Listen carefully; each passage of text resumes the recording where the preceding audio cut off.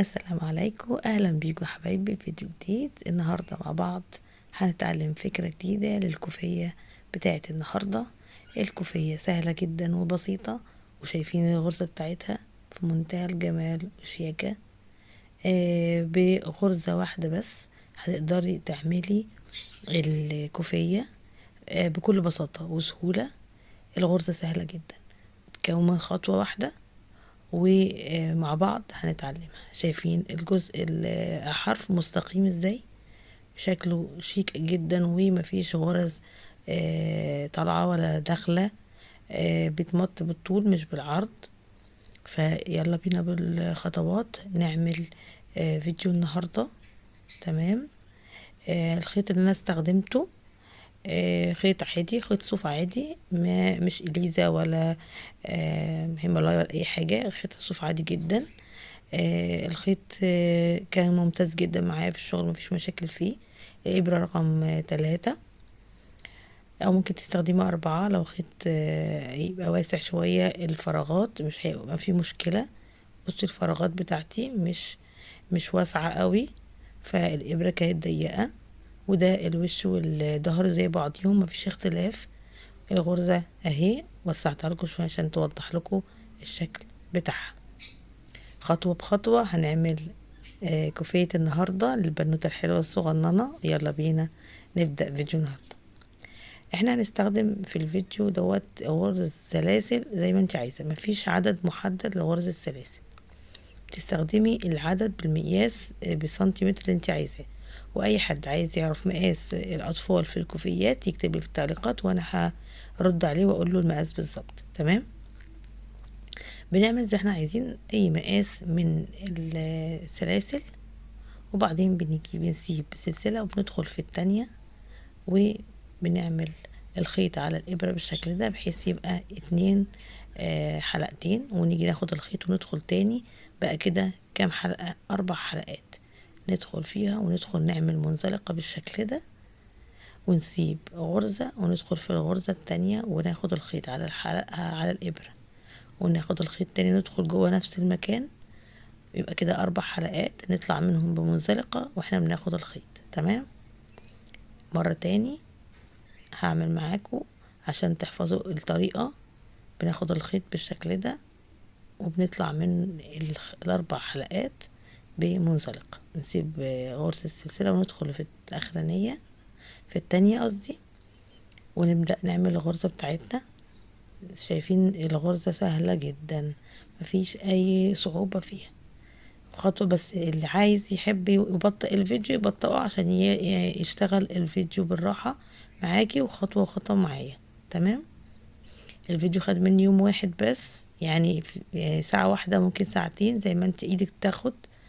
يعني خلصته في يوم واحد، الكوفية تخلص معاكي في يوم واحد. تمام. لو في غرزة سلسلة زيادة ولا حاجة مش مشكلة، مش عايزينها، وممكن تتخلصي منها ان انت تقصي زيادة من الخيط. تمام.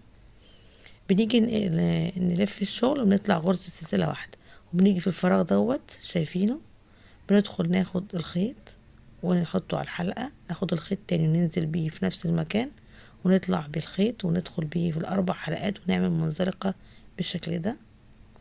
ندخل في الفراغ التاني وبنعمل نفس الخطوات للغرزة بتاعتنا بمنزلقة بالشكل ده.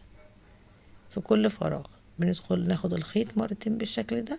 اول مرة مش بناخد الخيط، بندخل على طول بالابرة، وبعد كده بناخد الخيط في المرة التانية. بنطلع ال4 حلقات بمنزلقة. نفس الكلام بنعمله بالغرزة اللي وراها،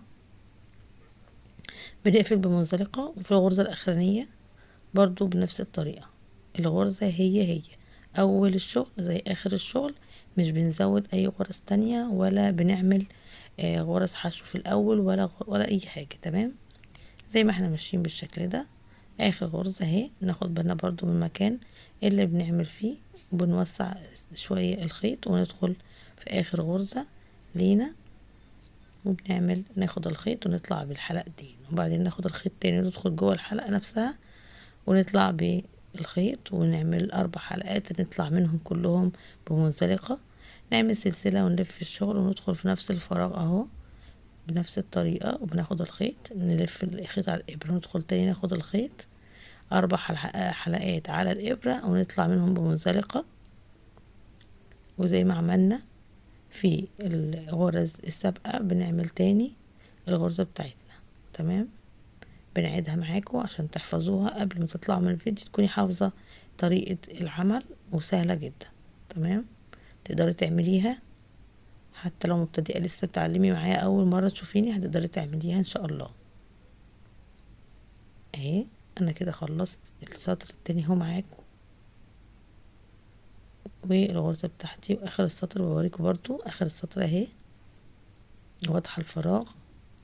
عايزة تقربي تعملي زوم، اعملي زوم من ايه، من افتحي الفيديو شوية بايدك، هتعملي زوم هتوضح لك الصورة اكبر وهتقرب لك الصورة.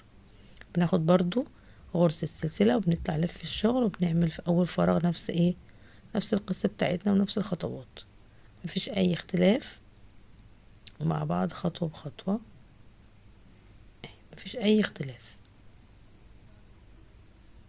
عايزة اعرف رأيكم في الكومنتات عن الخلفية الجديدة، يا ترى هي مناسبة ليكم ولا نرجع تاني للخلفية السوداء، بتبقى اوضح شوية في الفيديوهات ولا ايه، ولا دي اوضح، مش عارفة، عشان في ناس قالت تيجي كتير ان الخلفية ساعات قالت الخلفية السوداء مش حلوة.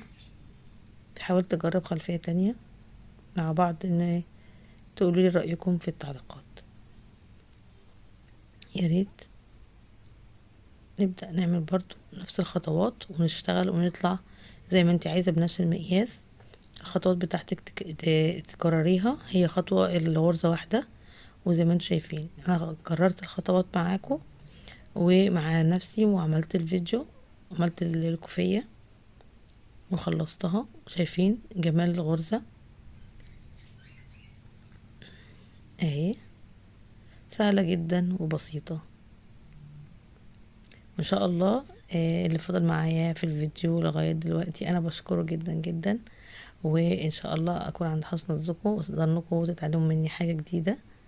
مش مع بعض اللايك الجميل بتاعكم يسعدني جدا ومبسوطة بيه. طبعا شايفين الفينش بتاع الكوفية في منتهى الجمال، مفيش اي عيوب ومفيش اي اخطاء، لان خط مستقيم. الغرزة بتاعت النهاردة سهلة جدا، اي حد مبتدئ هيقدر يعملها بمنتهى السهولة وبساطة.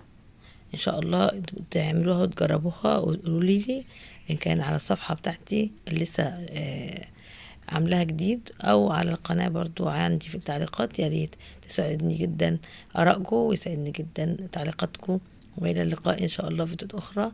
نشوف مع بعض اللايك الجميل والمتابعة والاشتراك لو حابين.